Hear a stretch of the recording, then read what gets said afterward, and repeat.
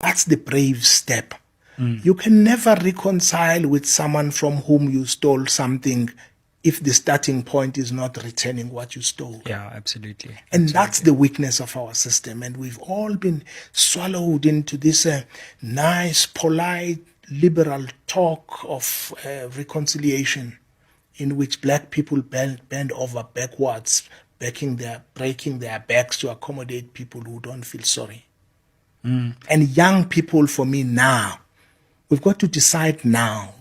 And when I say I'll be calling, and I'm not alone with others, for a Black People's Convention, call for a second republic. I'm not the first one to call for this, by the way. There's a very good book by Dr. Eddie Maluka on this, and I take inspiration from it. He's a great intellectual. Yeah.